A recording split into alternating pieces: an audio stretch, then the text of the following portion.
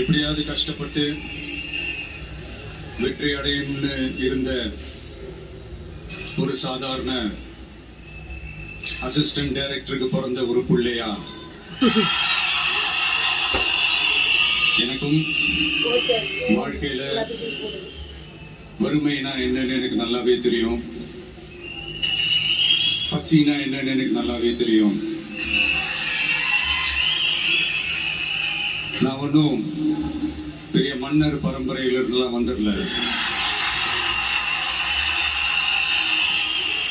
உங்களை மாதிரிதான், உங்கள ஒருத்த மாதிரிதான், உங்க குடும்பத்துல ஒருத்த மாதிரிதான், உங்க புள்ள மாதிரிதான், உங்க மகன் மாதிரிதான், உங்க அண்ணா மாதிரிதான், உங்க தம்பி மாதிரிதான்.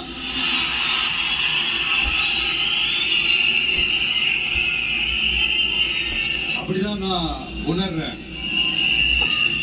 நீங்களும் என்ன அப்படி நினைச்சதுனாலதான் சினிமாவில் எனக்கு ஒரு மிகப்பெரிய ஒரு இடத்த ஒண்ணு கொடுத்தீங்க. அதையெல்லாம் விட்டுட்டு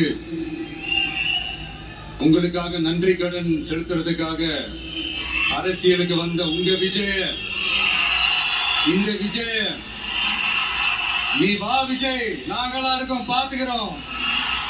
விஜய் தம்பி நீ வா, நாங்க இருக்கோம்.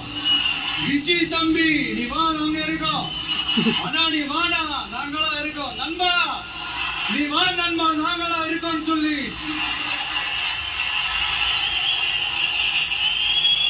அவ்வளவு அன்பா, அவ்வளவு உறவா என்ன ஏத்துக்கிட்டீங்க. இந்த நேரத்துல இதை நான் சொல்லணும்.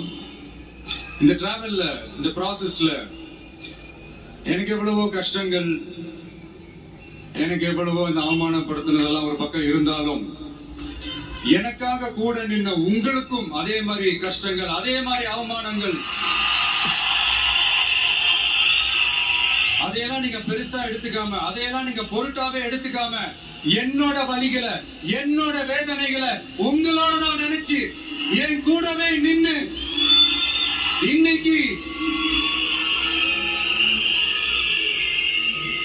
சி ஜோசப் விஜய் எனும் நான்